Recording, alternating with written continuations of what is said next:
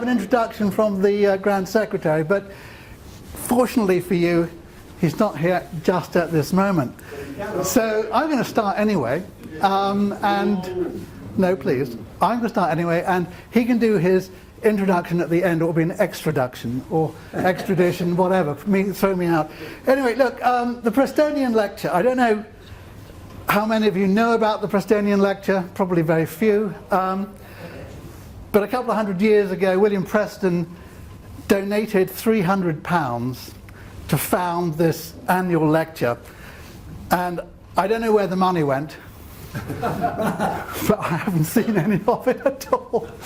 Anyway, so you get called, Grand Lodge calls you up and says, are you willing to put your name forward as the Prestonian lecture? And if you're stupid, you say yes. And they then tell you what they want you to talk about. Or, as they put it, you can choose your own topic. Now, in my case, it was coming up to the tercentenary, and they said, would you mind doing a digest of your first book? So that is, in fact, what we are doing today. So Foundations, New Light. I have to remember what it says. New light on the formation and early years of the Grand Lodge of England. Right? This is a preview, if you will, to the tercentenary.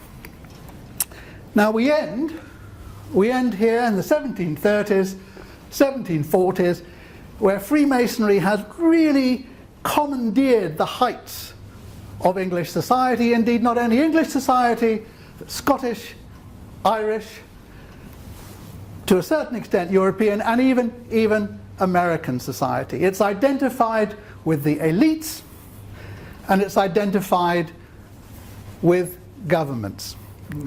You will notice I haven't mentioned Wales. This is a bit of a joke. I mean, is anyone here Welsh? Is anyone here Welsh? My wife is Welsh. So when we talk about commanding the heights of English and Scottish society, so on and so forth, you know, Grand Lodge of London and Westminster, Grand Lodge of Scotland in Edinburgh, the Grand Lodge of Ireland in Dublin, and in Wales, the Premier Lodge in Wales is the Nag's Head in Carmarthenshire, which is a little village. Anyway, it's by the by. So we end in the 1730s, 1740s, but we begin a lot earlier. Actually, we begin 300, 400 years earlier, in the middle of the 14th century, with the Black Death. Now, the Black Death swept in from Europe, one of many things that Britain gained from Europe. And within 2 years, 40% of the population were dead. Now, this is a very sad thing, but you may ask quite rightly, what has this got to do with Freemasonry? And the answer, paradoxically, is quite a bit. I now put my economist hat on, bonk. 40% of the population is dead. Massive labour shortages. And if there is one thing that happens when there is a massive shortage and demand more or less stays the same, it's that the price goes up. And that is precisely what happened in the second half of the 14th century. The price of labour went up. In fact, over that period of time, it more or less doubled. From threepence a day to nearly sixpence a day, which, as you will recognise, was not a lot of money even then. But the point is this, that there was a massive increase in real earnings. And labour writ large wanted to retain that increase, and the gentry and the aristocracy who used the labour to work their land wanted to push it down.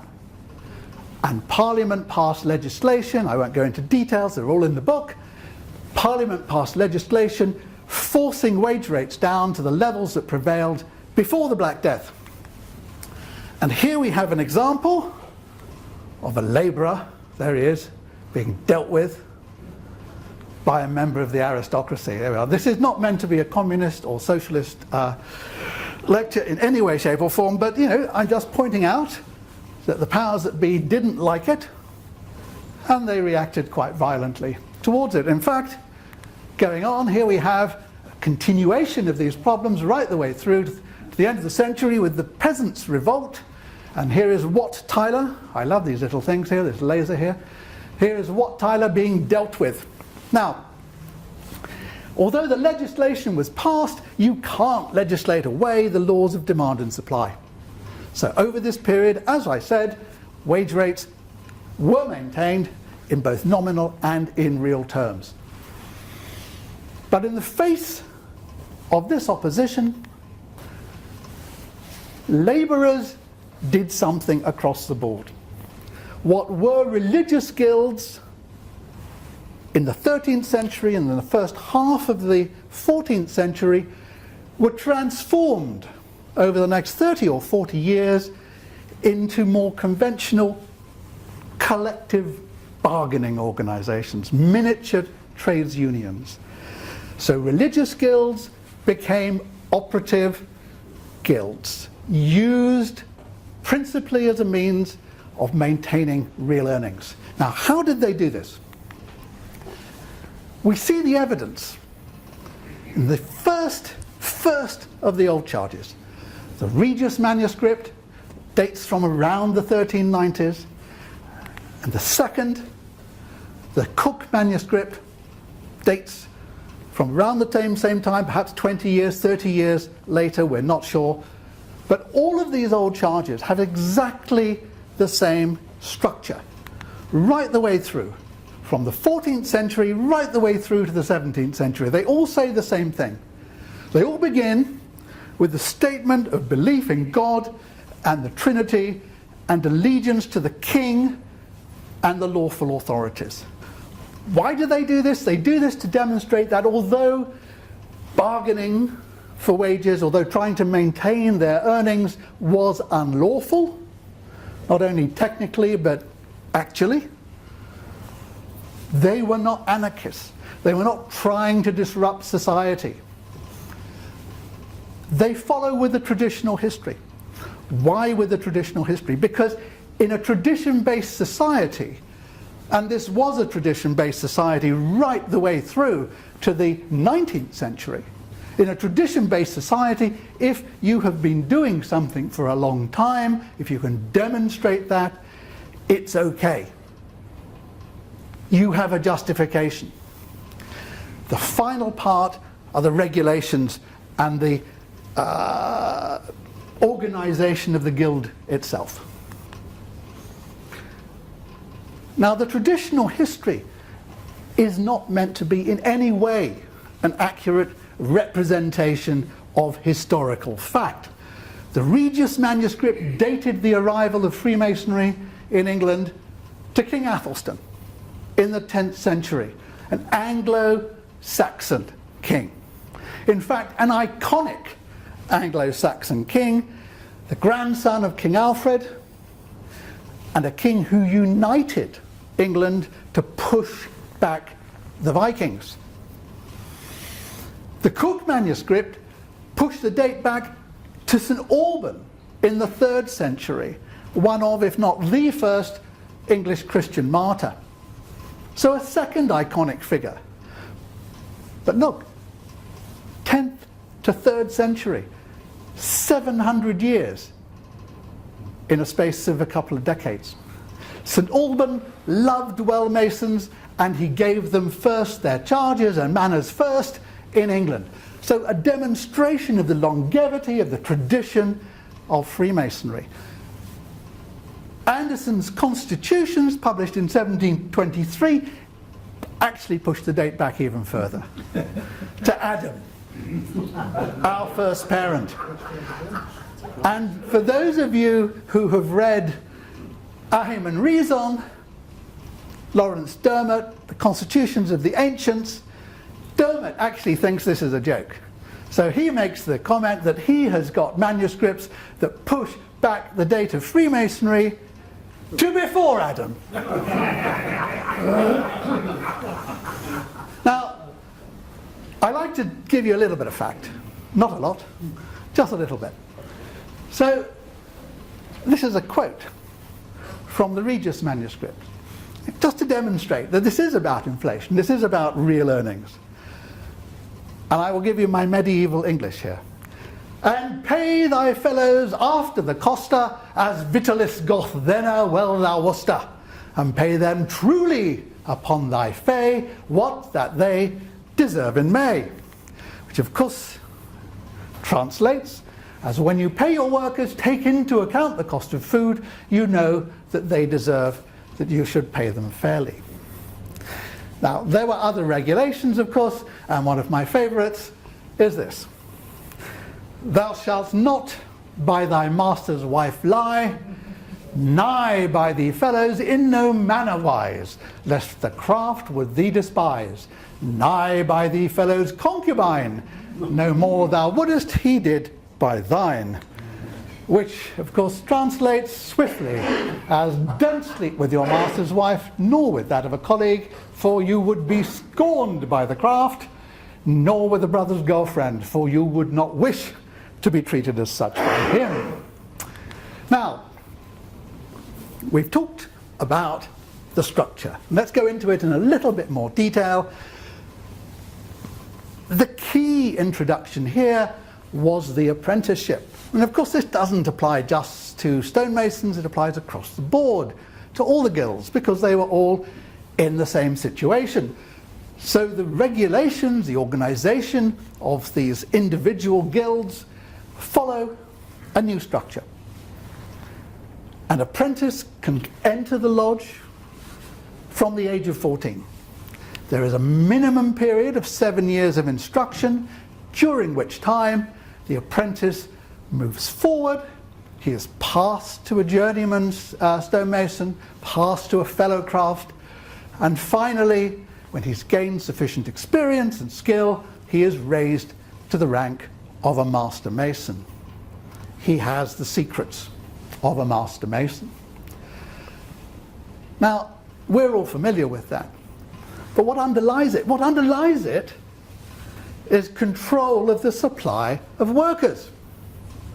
If times were good, the master masons who ran the lodge would encourage entered apprentices, would encourage fellow craft, but would not necessarily encourage them to become master masons or indeed promote them to master masons. Why? Because that would be more competition. If times were good, an apprentice, a journeyman Freemason, was indentured labour, and they could be exploited. And if times were bad, of course, there would be a restriction on the number of entered apprentices coming in, and a restriction on the number of fellow crafts, again, being promoted. Organisations exist for the benefit of those who control them. And it is in this period, in the 16th century and in the 17th century, that we see the guilds becoming part of the establishment. The master masons who run these organisations become wealthy men. They have identical interests to those of the other burghers in the town, the aldermen, the sheriffs, the mayors. William Preston, after whom, as we know, this lectureship is named, said exactly the same thing. So it's not just me.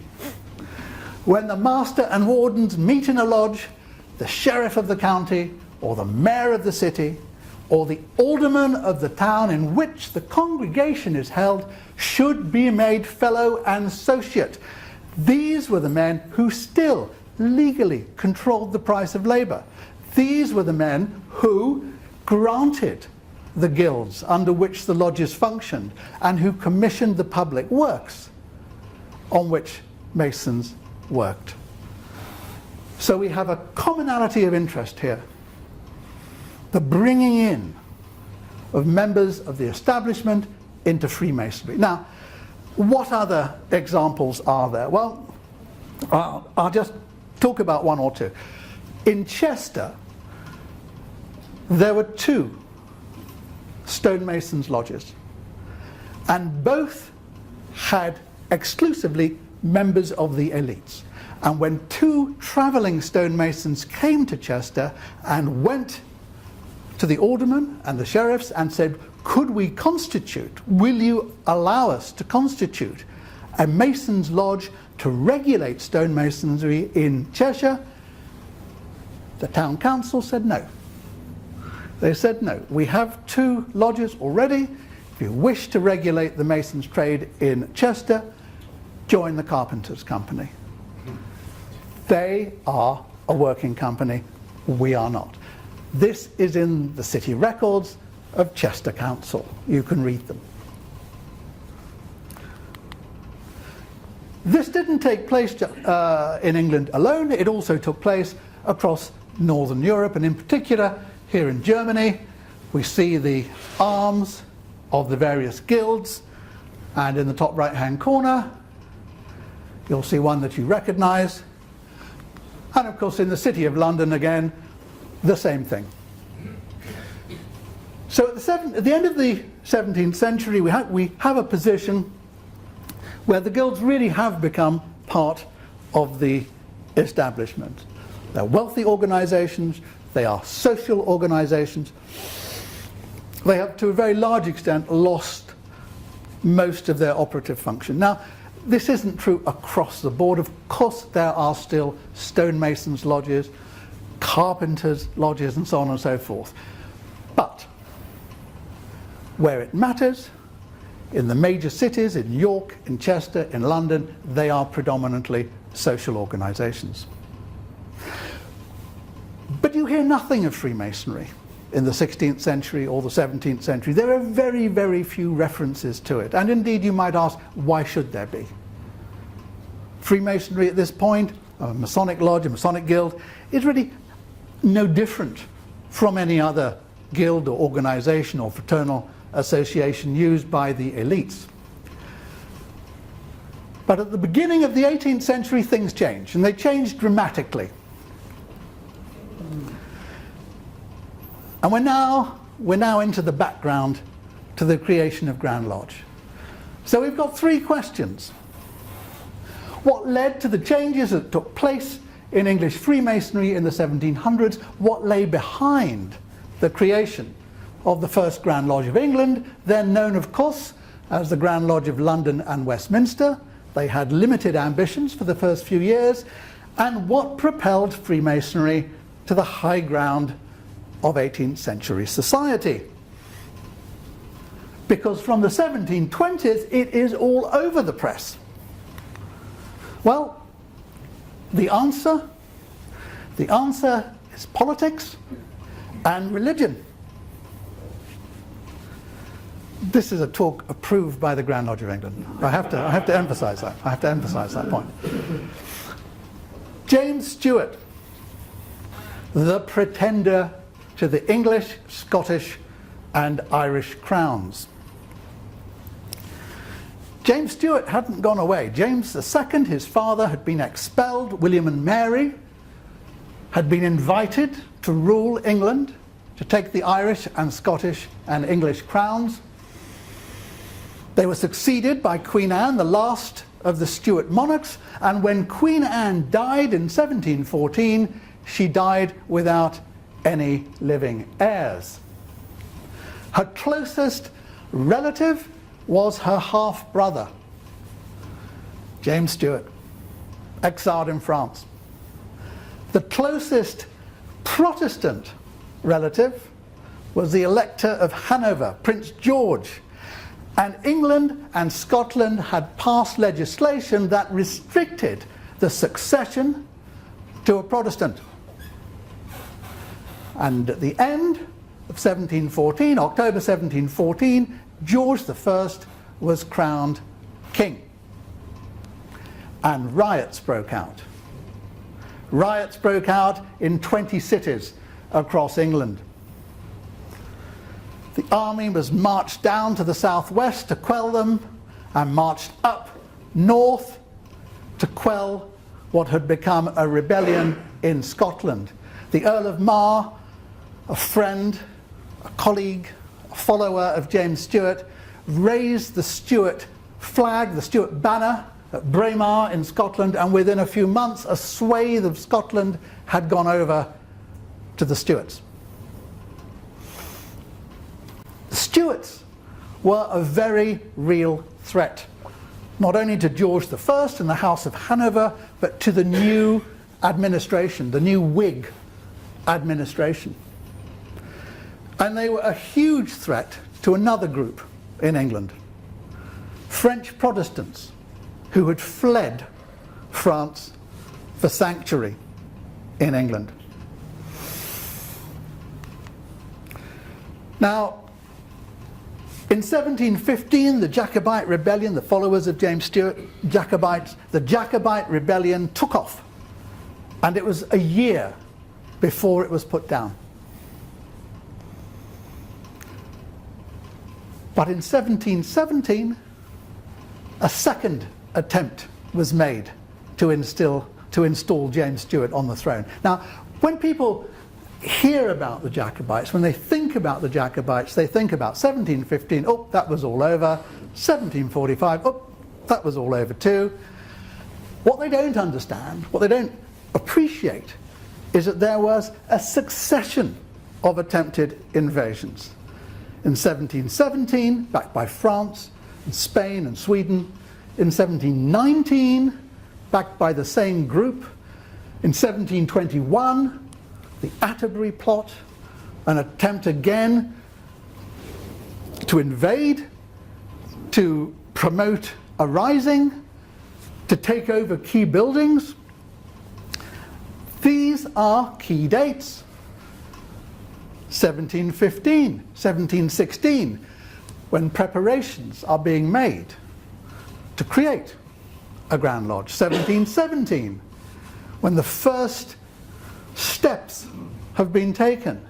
1719, when we have perhaps the beginnings of the constitutions. 1721, of course, and the installation of the first noble Grand Master. Now, who was Montague? Why was he chosen? He was one of the wealthiest men in England.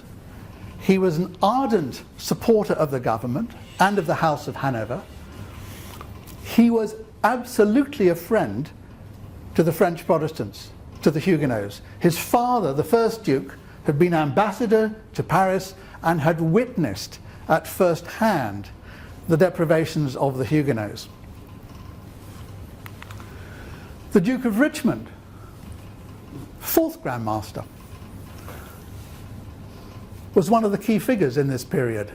Not so much because he was a fourth Grand Master, but because he was the master of the most influential lodge in London, the Rummer and Grapes, later the Horn Tavern Lodge, Lodge number 4. The Horn Tavern Lodge was the principal force behind the creation of Grand Lodge. Yes, arguably 4 lodges came together. But let's look at those 4 lodges. One was an aristocratic lodge, 70 plus members, whose numbers included 5 blood relatives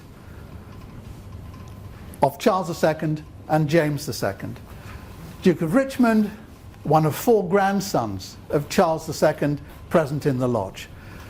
5th was Earl Waldegrave, grandson of James II. So key social figures within the organisation. Of the 70 plus members, and there is overlap here, over 20 were members of Parliament, over 10 held senior military rank, colonels, generals.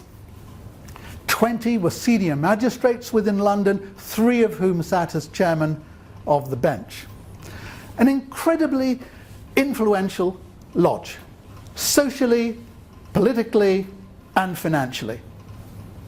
The other 3 lodges, barely 40, 45 members between the 3 of them. So if you want to put a smokescreen up, you don't set up a lodge on your own. You don't install yourself straight away. What you do is you get a small group of lodges that you can dominate, put Anthony Sayer in the chair for 1 year, and immediately afterwards George Payne, the deputy master of the Horn Tavern Lodge, goes in the chair. Following year, Desaguliers, who we'll see in a minute, French Protestant, French Huguenot, very influential, goes in the chair. They're clearly talking to the Duke of Montague at this time, but he hasn't agreed yet. George Payne goes back into the chair, and then Montagu agrees, and the first noble Grand Master is installed. Of course, following Montagu, we have the Duke of Wharton, a Jacobite, who attempts to take over the organisation, and he is ejected.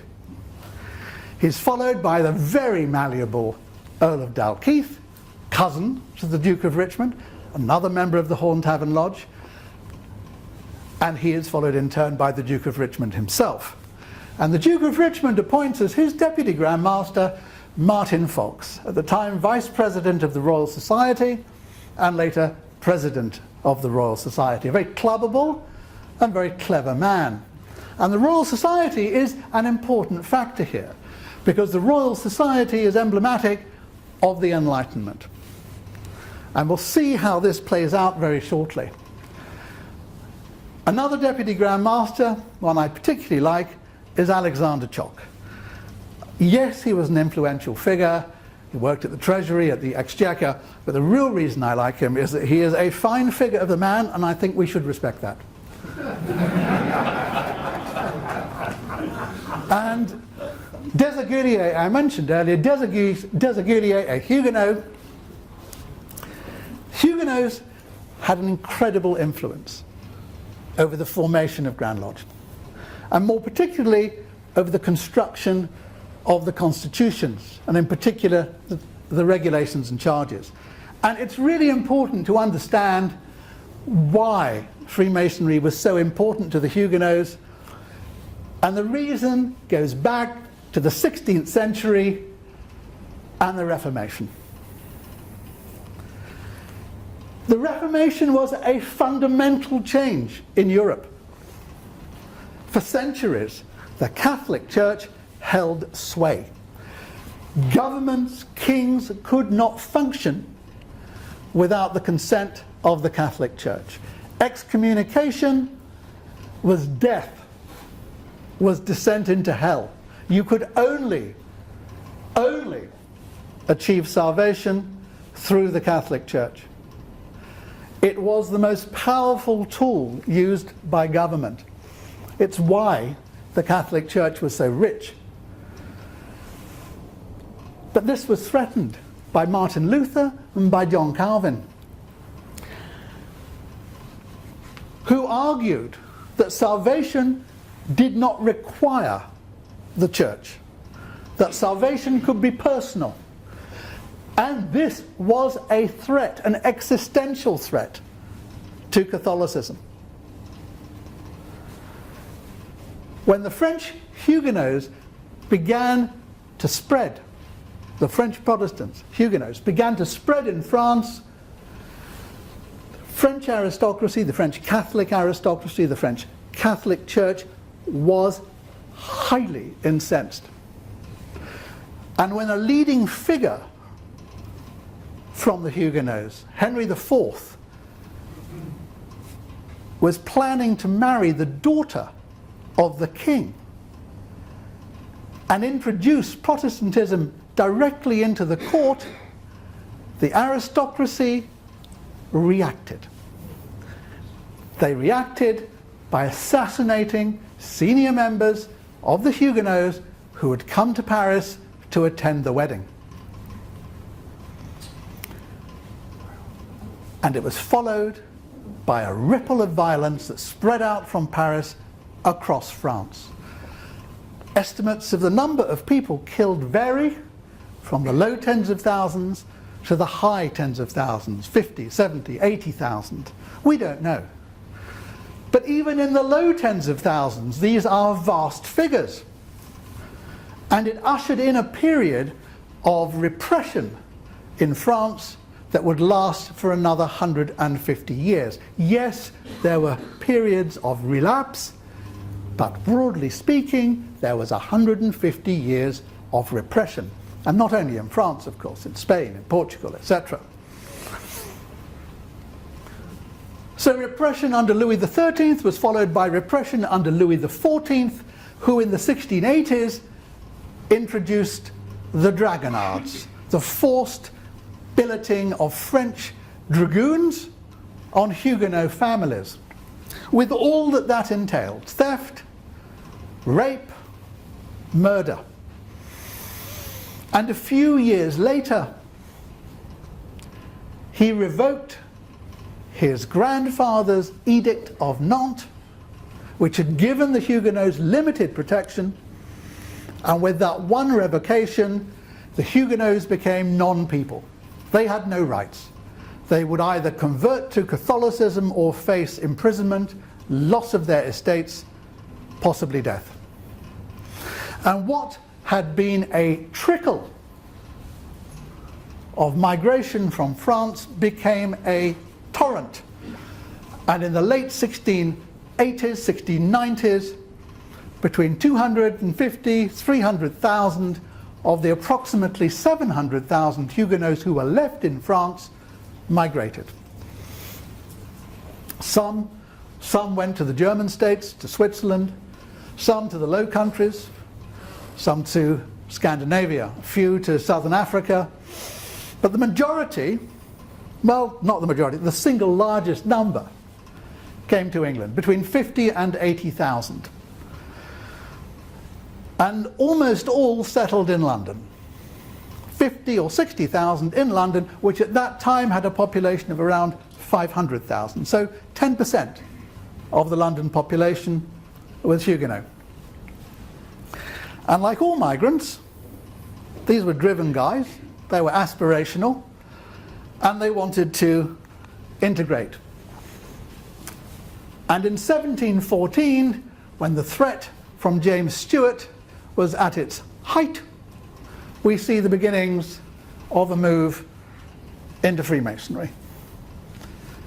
And over this period, an increasing number of Huguenots joined the craft. Many, including Desaguliers, achieving high rank. Hogarth makes the point that the integration was successful. And in his 4 times of the day, here we have noon, we have a picture of French Huguenot church, Queen Anne's in Soho. The wealthy, now middle class Huguenots leaving the church, possibly Desaguliers in the door of the church. And Hogarth contrasts that with the rather less salubrious local population. But it wasn't only integration into Freemasonry and integration into society, it was also integration into the establishment. And a high proportion of Huguenots were appointed to the magistrates' bench, but an even higher proportion were Freemasons. Now this is really interesting because it gives us a window into government thinking and into the thinking behind Freemasonry at this time. The magistrates' bench was the most important front line against the mob. There was no police force. There was no real standing army. So if the government wanted to get its legislation imposed to keep the London mob down, this was done through the magistracy. And the magistrates were the most loyal of the government supporters. When the new government came in 1714, 1715, one of the first acts was to denude the existing magistrates' benches of Tories and suspected Jacobites, government opponents, and to install instead its own supporters. And between 30, perhaps even as much as 40% of the magistrates' benches were populated by Freemasons. Not because of a Masonic conspiracy, but because Freemasons were loyal. They shared Whig and Hanoverian values. They believed in the House of Hanover, in the sanctity of property. They had an enlightened, for that time, approach. And we see this clearly coming through in the constitutions of the Freemasons. This is launched onto an unsuspecting world in 1723, but is clearly many years in preparation. And the constitutions of the Freemasons follow exactly the same pattern as the old charges. They begin with the traditional history of the craft, again, not to be taken literally, but to be taken as an example of the longevity of the organization, of its integration, as it were, into society, that it was a reputable organization of long standing, despite the fact the Grand Lodge had only been formed a few years earlier. And it promotes Enlightenment thinking. Now, we've all heard, and most of us here, I guess, have read the charges. I'm just going to read a few of them out and examine some of them. You agree to be a good man and true, and strictly to obey the moral law. The moral law. Not an obligation to the Trinity. Why not an obligation to the Trinity? Because both Huguenots and Whigs believed in religious toleration, in latitudinarianism, in the right to practice your faith, whatever that might be, even Catholicism, to obey the moral law. You are to be a peaceable subject and cheerfully conform to the laws of the country in which you reside. Why? Well, the government was concerned. There was conspiracy out there, and so-called secret organizations, not that Freemasonry was secret, but could be seen as a threat. And it was necessary to proclaim that this was not in any way a seditious organization. You promise not to be concerned in plots or conspiracies against the government, but patiently to submit to the decisions of the supreme legislature, not to the king. There is no avowal to the king. Why not? Because divine right, because absolute monarchies are a thing of the past in England. The purpose of the Glorious Revolution was to get rid of James II, who wished to be an absolute monarch, and to install William and Mary, who were willing to be constitutional monarchs. So the supreme legislature is a combination of constitutional monarchy, parliament, and the judiciary, a separation of powers. We see Freemasonry here promoting an Enlightenment approach to government. You agree to pay a proper respect to the civil magistrate, to work diligently, to live creditably, and to act honourably. Very important when half the bench consists of Freemasons. There's a very interesting additional element here, which is that it's not possible to make innovations in the body of Masonry. Why was this introduced? And it was introduced after the 1723 constitutions. Why was this introduced? It was introduced because of the Duke of Wharton. Wharton took control of Grand Lodge, and Desaguliers was concerned that this could lead to Freemasonry being used for inappropriate purposes. As Deputy Grand Master, he proposed a new rule, a new regulation. And the regulation was simply that. It is not possible to make innovations in the body of Masonry. This is not something that descended from time immemorial. This is something that was an absolutely specific reaction to the Duke of Wharton. Now, there were many influential Freemasons at this time. Many, as I've said, were Huguenots. And the most important Huguenot that you have never heard of was this man, Charles Delaffei, a member of the Horn Tavern Lodge, Under-Secretary, or effectively Chief of Staff, to the Duke of Newcastle, Robert Walpole, the Prime Minister's right-hand man, secretary to the Lords Justices. So when the king was away overseas, as he was often, and power resided with the Lords Justices, Delaffei was their secretary, was their chief executive officer, as it were. He was also a senior investigating magistrate. But perhaps most interestingly, he was also head of the Secret Service.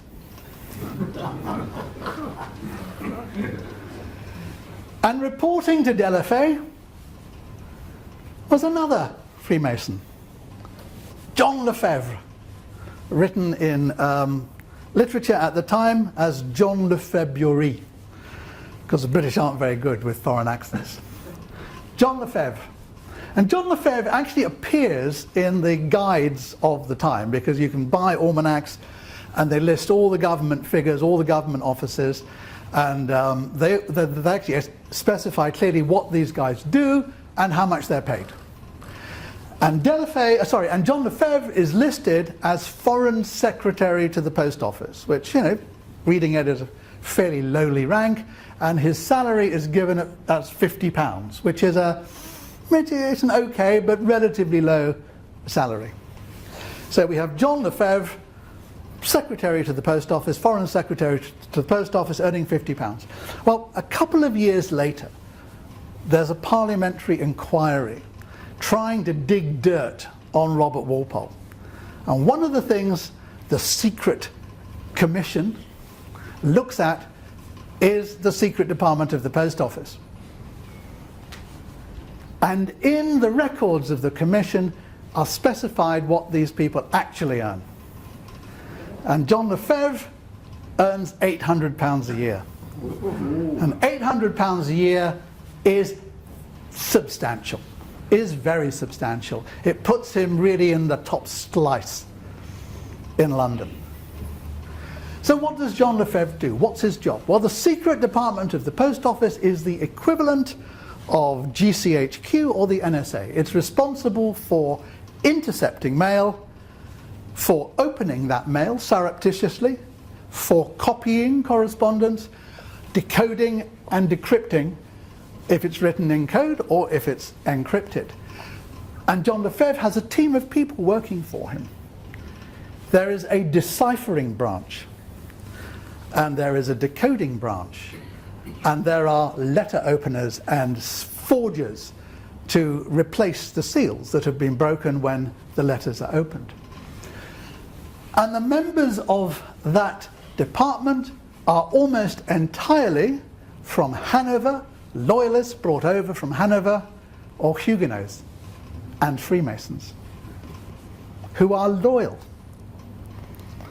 Now, all of this changes. I mean, this is just a photograph, a snapshot of what is happening in England in the 1720s and in the 1730s. And of course, by the 1740s, things have begun to change. Now, I have to ask a question, and the question is this. I could go on for hours and hours, actually, but I don't want to do that. But what I do want to ask is, would you like me to stop at this point? Because there is a natural break here. And would you like to ask some questions? Because, you know, I'm aware that there is a finite time tonight, and I don't want there to be a sort of huge rush. But if you've got questions, this is a good time to ask them. If you haven't at this point, or if you feel very nervous and shy, you know, and I know that some of you Freemasons are nervous and shy, unlike me, I can crack on, and I can give you one more example, or even two more examples, which will look at the sort of geopolitics of Europe and how Freemasonry gets involved. But over to you for the minute. Do we have any questions at this point? Well, yeah, okay. I've listened to you for hours, so maybe I'll use that to suggest that I'd be fascinated to understand, when you say this is a natural break, how long would the next part take? As long or as short as you like. I mean, I can truncate or I can expand. I really don't mind. Press on. Okay. Quick question. You said there was a lull in Freemasonry in the 15th and 16th century. That would have been because in England we had Henry VIII on the throne. No, I didn't say there was a lull. I said there is very little information about it at this time. Yeah. But there's very little information because it was not a particularly important activity. At the time. Yes, it wasn't considered particularly important. I mean, it was just what was going on. Okay, shall I crack on for a little bit? Okay. All right, so Europe at this time is a mix of competing power blocks. We have the Habsburgs over here, soon to become the Austro-Hungarian Empire, but at this point the Holy Roman Emperor and his supports, if you like, in Germany. So you have Holy Roman Emperor and the Habsburgs here with a few extra territories around Milan and Tuscany. You have the French Empire, of course. You have the Spanish, hugely powerful. Even Portugal, with its colonies in Brazil, getting wealthier and wealthier. And here in the north, you have England. And the key to Europe is a little sliver of territory just here, Lorraine, the Duchy of Lorraine. France is really prevented from expanding by the Duchy of Lorraine, and the Habsburgs are protected from France by the Duchy of Lorraine. And the hereditary ruler of Lorraine is the Duke of Lorraine. Now you would have heard of the Duke of Lorraine because he is described as the first royal member of Freemasonry. And that's about all anyone knows about him. He was the first royal member of Freemasonry. But why did he become a Freemason? What was so important? Well, he controlled this little sliver of territory. And the Holy Roman Emperor had chosen him to be the husband of his daughter, of Maria Theresa. He'd actually chosen Francis Stephen's elder brother Leopold, but Leopold got smallpox and died. So he went for the second best thing and got Francis Stephen. So Francis Stephen was shipped out to Vienna. He was educated in Vienna, and his father died young. He also died of smallpox. And Francis Stephen inherited. He inherited the duchy. He moved back to Lorraine, and one of the first things he did was to go on a state visit to France, where he was feted. Because, you know, France was the major European power, 18 million people. Britain, well, England, had 4.5. A minnow, by comparison. Ireland had 4.5. Taken to France, he was feted, he was given membership of the French Academy, he went to balls, he went to dances, he was entertained by the king at Versailles where the fountains were played. He then went on a ducal tour of Europe, and he ended up in The Hague. And he went to The Hague for a particular purpose, and that was to listen to a lecture by Desaguliers, the most formidable scientific lecturer in Europe. And Desaguliers was not simply a scientific lecturer, he was a proselytizer of Freemasonry wherever he went, whether in The Hague or in Paris or elsewhere. And a few days after attending Desaguliers' lectures, Francis Stephen was invited to the home of the British ambassador at The Hague, Lord Townsend, member of the Horn Tavern Lodge. And there, with Desaguliers in the chair, and Townsend and his brother present, among others, Francis Stephen was initiated into Freemasonry.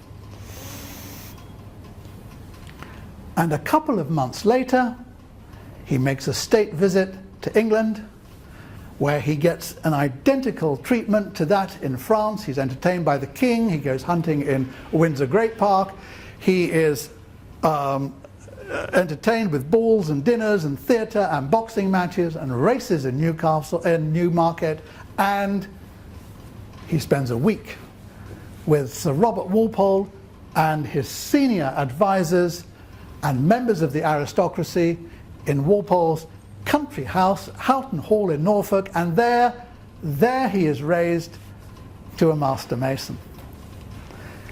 A more blatant political act you could not find.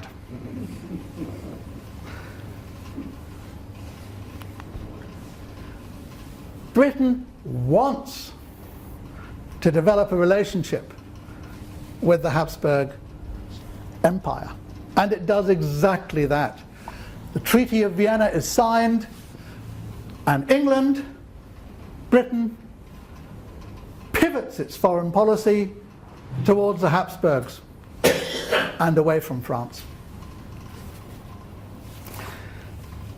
And Freemasonry is part of the soft diplomacy that cements this exercise.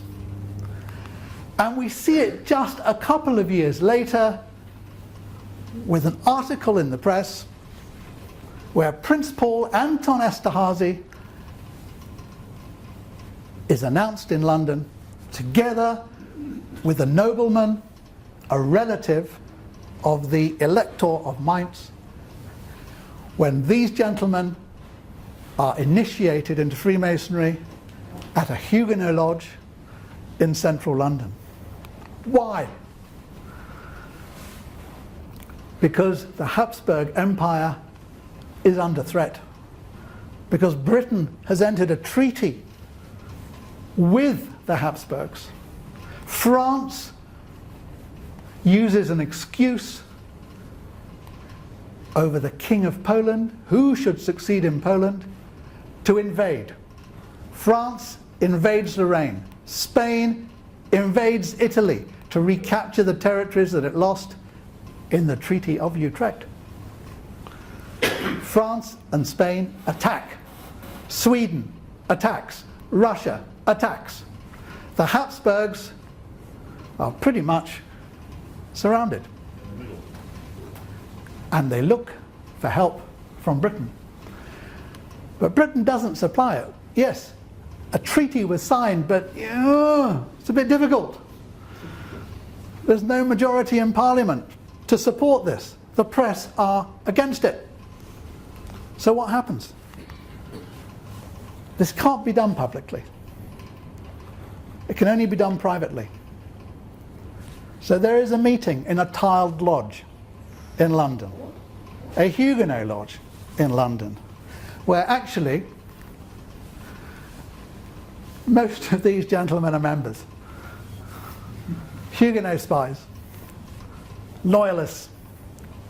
In fact, Britain doesn't give overt support. Walpole agrees to station a fleet in the Baltic to prevent the Swedes from intervening, but other than that, it doesn't get involved. The Habsburgs sue for peace. The Duke of Lorraine loses the territory of Lorraine. He gets a dukedom in Tuscany instead. Lorraine falls into the French hands. There is a peace. Lorraine, now the Duke of Tuscany, is permitted to marry Maria Theresa. So we have a reconfiguration of Europe.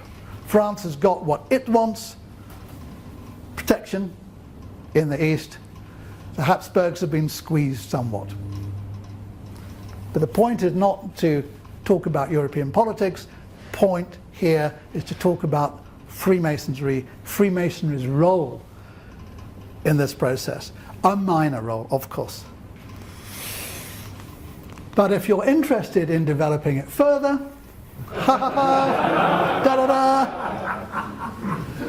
there happens to be a book on the subject, believe it or not.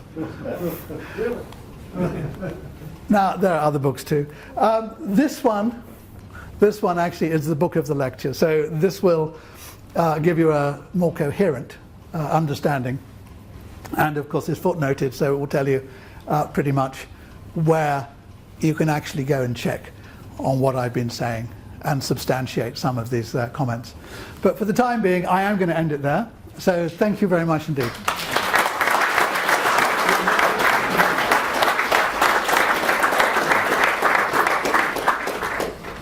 Thank you very much, Dr. Rick, for that fascinating presentation. Pleasure. No, I agree with Keith. I could sit here till 11 o'clock. Yeah, but I couldn't. Not going to. I couldn't stand it at 11 o'clock. I'm Richard Delaffei, I'm the president of the board of Freemasons Victoria. Are there any questions? I'm sure there are many. Who would like to be the first? Yeah. Just out of curiosity, Rick, you had John Cousteau up there. Yes. I spy. I've never really come across that book too often. Okay. This is. Tortured by Yeah. the Spanish, but didn't know he was a spy. This is really interesting. I mean, this is really interesting. John Cousteau is known, absolutely, as you say, as a victim of the Portuguese Inquisition. But, yeah, Portuguese. But no one has looked at what happened beforehand. If you read his book, he talks about going over to France, and then for some reason or other, he doesn't explain why, he goes to Portugal, where he becomes a diamond merchant, a jeweler, and so on and so forth.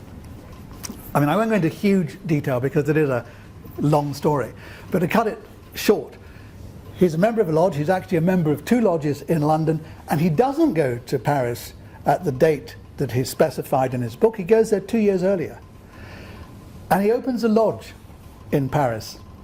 And he opens that lodge in Paris just a few days after Chevalier Ramsay has spoken at Lord Derwentwater's lodge, Lord Derwentwater being the Grand Master of Masons in France and a Jacobite, a man who was sentenced to death for treason, who escaped from the Tower, who went to Italy, then to Paris, and is now head of Freemasonry in France. And Freemasonry in France at this time is being used as a Jacobite vehicle in exactly the same way as Freemasonry in England is being used as a Hanoverian, or largely used as a pro-Hanoverian vehicle. So Cousteau establishes a lodge in France, and he uses that lodge to attract in members of the French aristocracy. And one of the first members to join is Villeneuve, Count Villeneuve. And Villeneuve is Secretary of State to Louis XV. And the lodge is now renamed the Villeneuve-Cousteau Lodge. And if you look at the list of members of that lodge, you will see serious figures within diplomatic, ambassadorial circles in France and within government circles in France. And after a few months, 9 months I believe, the lodge is closed down. It's raided and it's closed down.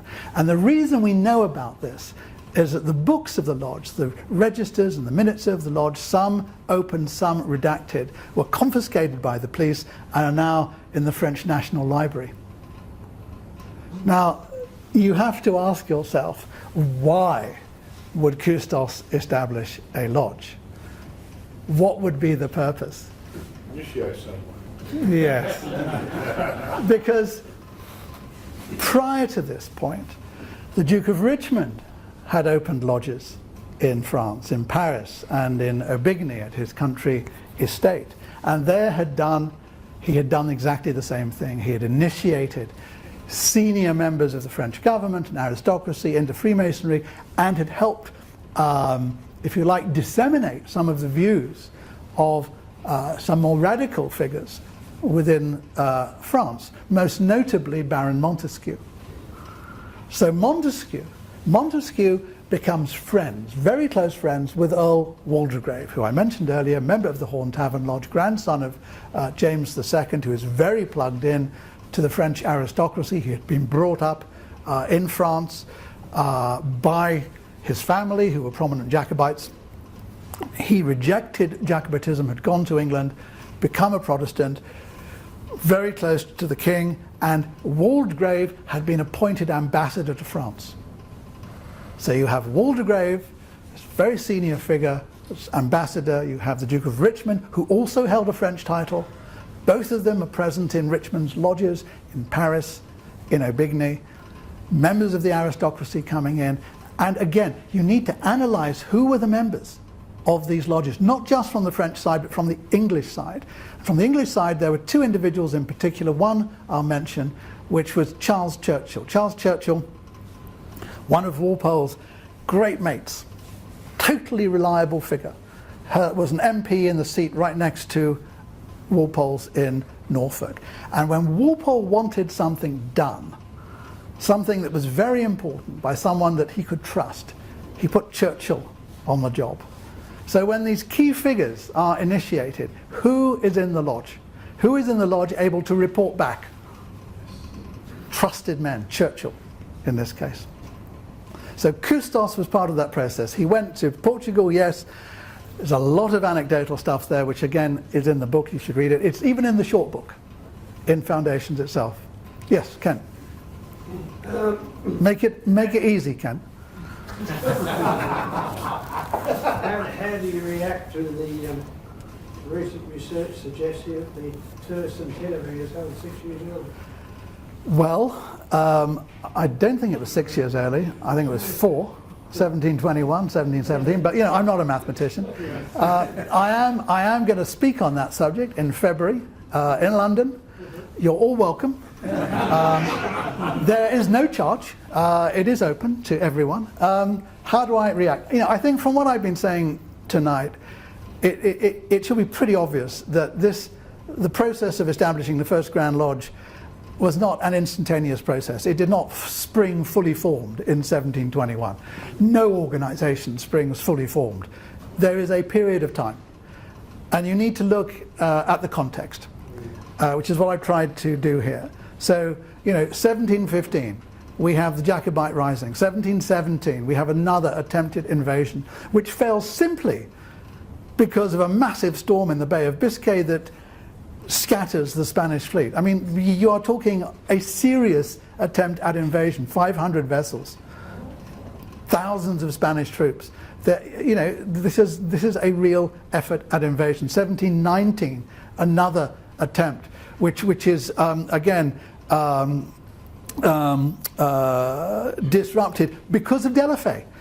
Because Delaffei and the secret department of the post office has intercepted mail, not just in England, but in continental Europe. There is a spy network. Delaffei knows what's going on. The house of the Swedish ambassador is raided against all diplomatic protocol. It's raided, and the ambassador is arrested. There's a major diplomatic incident. 1721, we have the Atterbury crisis. Again, the Bishop of Rochester, Francis Atterbury, is arrested. He's interrogated, as are his co-conspirators. Who is the lead interrogator? Delaffei. All of this information is absolutely there in parliamentary records and state papers. Delaffei is point man for the government on this.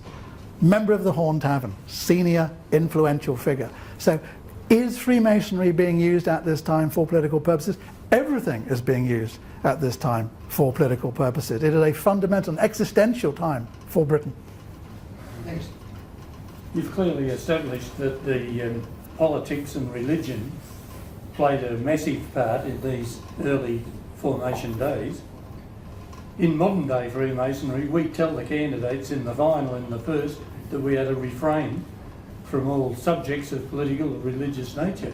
And your question is? At what timeline and at what time and what timeline and who was responsible for getting this apparent change? Well, Freemasonry. Or do you think that it never really happened? Freemasonry was deeply involved with politics and religion in one way or another throughout the 18th century, really throughout the 19th, and is still involved in many countries today. The change in the English constitution, and I guess in other constitutions too, occurred really in the 20th century. Now, I have no idea why. I genuinely have no idea why, because actually I don't see anything wrong with the promotion of Enlightenment values, with the promotion of religious toleration, or latitudinarianism, or the separation of powers, or the promotion of the different values that Freemasonry was and to a certain extent still is promoting. But those changes did take place. But this talk is about the context of the creation of the first Grand Lodge. Now, I am not putting this argument forward as the only truth. You know, I'm not saying there weren't a lot of other factors. You can look at many other factors, but what I am saying is that these factors have generally been overlooked, ignored, whatever, but I think really overlooked or not understood. And when you understand an organisation in context, you really gain, you achieve a far greater knowledge. You can actually understand why it is that the charges are as they are. They're not there because they were written in time immemorial and were passed down from the Egyptians. They were there because of the set of circumstances that surrounded the guys who were writing them at the time. Gary Major. Gary's the member of the Supreme Council of the Ancient and Accepted Right for Australia. Okay. Just a question for you, Rick. You actually gave some more information now about the 4 lodges and the couple of older brethren that were at the beginning. What was the actual authority that set those particular lodges up in the first place, and how did they actually get to the point where 70 members of the aristocracy and the elite were in one and the others were just sort of also ranks? There is no information on the background to these lodges at all. There's very limited information even on the Horn Tavern Lodge. But generally speaking, if I can answer that question in a slightly different way, what I've done with respect to the second half of the century is to look at how ancient Freemasonry developed in England. And I've done that by looking at the membership records that do show very clearly that lodges were associations of friends and family. Now, I can demonstrate by looking at the Horn Tavern Lodge, because you've got some significant figures and there's information on those people. I can demonstrate that there is here an association of friends and family and a lot of interconnectivity. And there's interconnectivity among a number of lodges in London, elite lodges in London at that time. But the lodges where, unfortunately, the individuals do not have a public profile, it's impossible to determine precisely what linked them. But I suspect it would be the same as with the Irish, friends and family. So an association of friends and family. Keith. Keith represents another traditional strand of Freemasonry. I want to talk about the fact that Scottish Freemasonry predates most of what you've already said. But, Well, a question. you can talk about it. Don't be shy. No, please, talk about it. No, please. I insist. Don't let me embarrass you much. You won't embarrass me, don't worry. But, a question about it, because it's taking on that other point about religion. Now, you mentioned obviously that the original guilds, I believe in God and the three and the Trinity.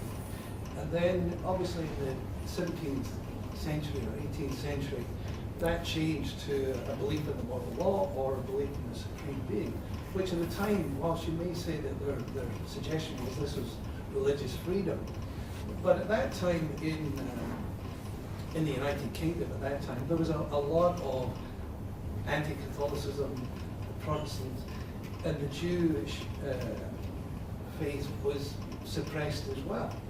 So how do you say, therefore, that this was an indication that they were accepting of religious freedoms when the circumstance at the time, and you say the influence which they had on religion was significant? Okay, I think you've got to draw a distinction between government policy and Freemasonry.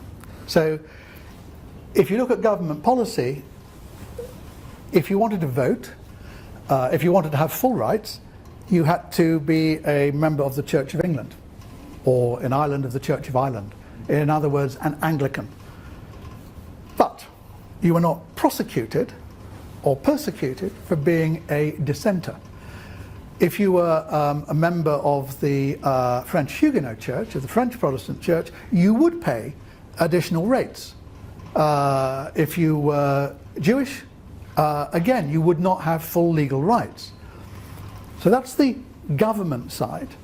And don't forget that Britain had fought an incredibly bloody religious war, and that the Catholics had attempted to assassinate Elizabeth I, that there had been incredible internecine struggles between William and Mary, James II. The whole issue of Catholic succession was a real live issue. Catholic Europe, which was a Europe dominated by absolute monarchies, was a threat to Britain, to its establishment, to the Whigs. There was huge financial, intellectual, emotional capital invested in keeping Britain Protestant. So that is on one side. Freemasonry was quite different. Freemasonry at this time genuinely accepted Catholics. Duke of Norfolk was a Catholic Grand Master, one of the first 10 Grand Masters, Catholic. There were Jewish members of Freemasonry. There were French Huguenot members of Freemasonry. There were dissenting Christians. It was an amalgam, and not just in England. In Ireland, this was also the case. Ireland brought together Protestants and Catholics, Protestant, dissenting, and Anglican. It was pretty much the only organisation in Ireland where Protestants and Catholics could meet. And as a result of that, 40% of Freemasons in Ireland were Catholics towards the end of the 18th century. I mean, it's a vast proportion. So Freemasonry genuinely was a vehicle for change at that time. Change doesn't happen overnight. But when you look at what it achieved, what it set out to do, when it talked about meritocracy, now we all know that this is more theory than practice, but nonetheless, when it talks about meritocracy, that you are promoted on merit, not on who you know or what you've paid, this was totally novel at a time when patronage ruled. There was only one other organisation in England at the time that would follow a similar precept, and that was the Royal Society. So we've got meritocracy, we've got democracy, where people vote. Now, we had voting in England, and provided that you had enough land or wealth, yes, you could vote. But obviously it wasn't a democracy. In a lodge, you could vote. A member of a lodge could vote. This was anathema to absolute monarchies in Europe. It was one of the reasons that they didn't like Freemasonry. It was a threat. So it introduces new concepts at a time when Britain was just beginning to embrace Enlightenment values. So we've got figures in Freemasonry at this time who are genuinely proselytizing Enlightenment values, not only through their lectures, as in the case of Desaguliers and others, but within the structure of the organization itself. So I don't see there's any disconnect between these two things. You have the government and the establishment and the regulations on one side, and you have a second, quite separate organization on the other that is driving forward Enlightenment values. Next, second Roberts. Thank you. And then you, Len. Bernard, one of the things which I find fascinating, difficult to understand, is the explosion which occurs after 1717 in Masonic practice. So we're told that in 1717 there are only 2 degrees happening, but within a very short space of time, these are expanded not only in degrees but in also orders. In the continent, almost a blood rush, not only of other degrees and orders, but they're quite elaborate and structurally coherent in a very short space of time. Why does that occur? Okay. I'm going to answer it briefly because it is a huge subject, and it's clearly not a subject that's related strictly to this one. There are 2 or 3 factors, but in Europe there is an embrace of, in particular, Scottish Freemasonry, English and Irish Freemasonry, an amalgam of that, which then meshes with the chivalric orders. In Europe, Freemasonry is ultra elitist. You see it best in the Swedish Rite. You see it also in German Freemasonry, in Austrian Freemasonry. You see it in French Freemasonry at this time. It is an absolutely elitist organization, and the European elites love chivalry. They love chivalric orders. And when Ramsay goes to speak at Derwentwater's Lodge in 1730, whatever it is, I can't remember the precise date, 1732-3, he, as some historians have put it, presses the button, kickstarts a process of integrating chivalric orders into Freemasonry. He argues that Freemasonry, as it was in the 18th century, as it had become in the 18th century, was the product of this medieval chivalry. He introduces this concept of muscular Freemasonry, so with a trowel in one hand and a sword in the other. And this is very attractive to the European elites. So you have a combination of Enlightenment values that have come over from England and chivalric values which are embedded, if you will, into the European aristocratic psyche. Now that is one argument. There is a second argument, one that I rather like. In Scotland and in Ireland in particular, where there was significant autonomy, and this is particularly the case in Ireland, where lodges had a warrant which allowed them to basically do what they wanted, they could earn money by introducing new degrees. And they did.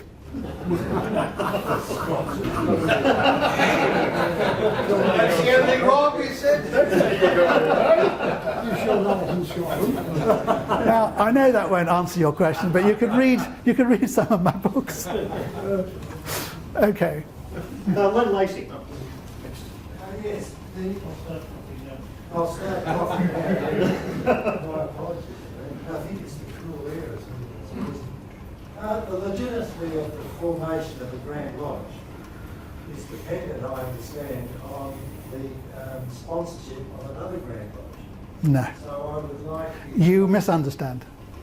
Do I misunderstand? Yeah, you misunderstand. There is no legitimacy as such. I mean, you might argue that today that would be the case because of the structures that have been imposed on Freemasonry. But at the time, no. Anyone could form a Grand Lodge, even William Preston, who did form a Grand Lodge. Sorry to be so brief. Andrew Foster. Very quickly, you weren't introduced. What's your background in Freemasonry and how did you get so involved in all this research?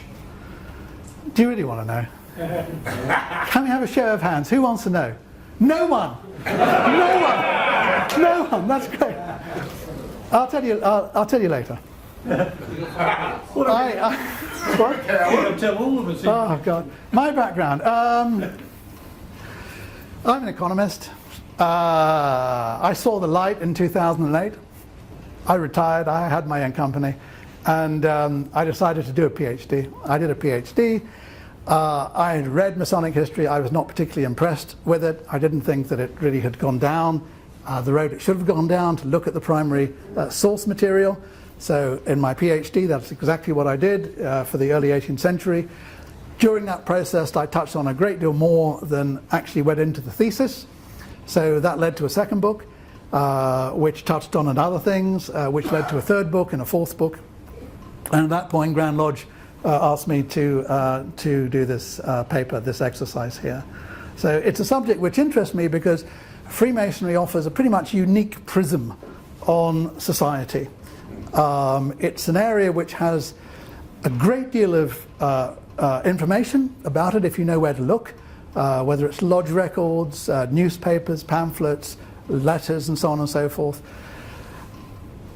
And in conjunction with other material that provides the context, if you will, it gives you a wonderful window onto society, onto politics at that time. So for me, it's a very interesting way to explore society and the developments in society, whether it's an English society, whether it's an Irish society, or whether, as I've been doing recently, in American society. So that is what's so attractive to me. And when I go into lodges and see different forms of working, I can put them into context. And I can see that in America, for example, in certain states in America, the workings, even though they believe it's English, are Irish. And the reason they're Irish is because of the migration patterns into that part of America in the 18th century. And you know, in Victoria, you will have an amalgam of constitutions. because of the political need to unite the different lodges. So you have an amalgam of ritual and a concentration into a single approved form of ritual, which I won't go into. Any further questions? Rick is an enthusiastic Royal Archmason and member of the Worship Society of Freemasons. In fact, we have the Senior Past Master for Australia Central here. Did you discover in your travels and in your researches any truth in what we believe was the existence of red, round or arch operative lodges, firstly, and secondly, any truth in, I guess, what we believe in the Worship Society of Freemasons is the veracity of the rituals that are currently practiced in that organisation, which claim to be the rituals from operative lodges in Leicestershire hundreds of years ago. Okay, well, I personally have not come across the existence of operative Royal Arch lodges. Doesn't mean they weren't there, but I personally have not come across any evidence. In terms of in terms of the evidence, in terms of the explanation of the ritual, I am afraid that I am of the view, and I don't think it's an unreasonable view, that whether it's Masonic ritual in the first, second and third degrees, or the Royal Arch ritual, or indeed the ritual in any of the other allied orders, it is all made up. Okay, it is all made up. These are allegorical processes, and you can understand them through allegory, but if you take them as evidence of a history that stretches back to the Egyptians or the Romans or the Greeks or Adam, I think quite honestly you are making a mistake. So treat them as allegories, but also understand what I've been talking about, the appropriation of the past to justify the present. Okay, that is what happens in a tradition-based society, and to a large extent, far more then, but even so now, we are all part of that tradition-based society. We all like to feel that we belong, and the organisations that we belong to belong, that they have a past, that there is a backstory. But understand that the appropriation of the past is a means of justifying the present. It is not a true history. Are there any further questions? If there are not, we can have a beer. we can. Yeah. But first, Winner. I'll ask our Deputy Grand Master in Victoria, Brother Keith Murray, to make a few short remarks and to make a presentation. Thank you, Keith. Thank you, Brother Richard. Brother Rick, thank you very much indeed for coming all the way here. I know that this is only a stopping point from New Zealand on to Hong Kong and all the way back, but I was just hearing he's actually he arrived yesterday, he's leaving for Hong Kong tomorrow, and just a couple of days there and then back to England. So we're all, I'm sure, very privileged to be here this evening to hear such a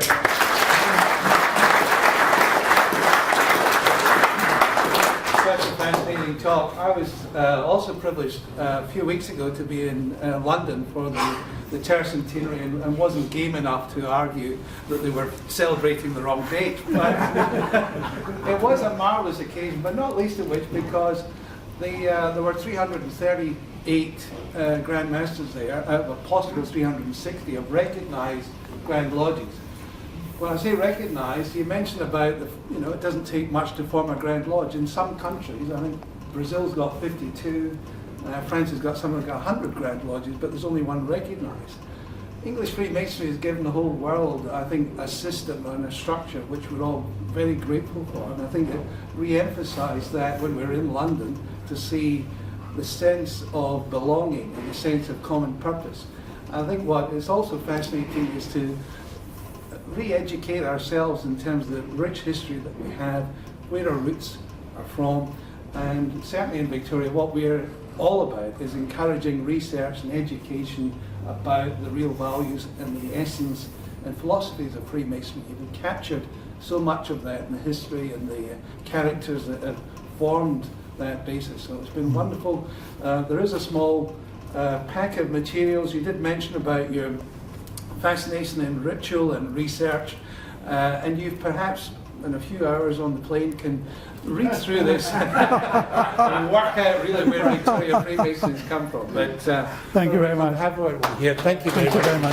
Thank you. Thank you very much. Excellent. Thank you once again then. Did you bring any books with you? No.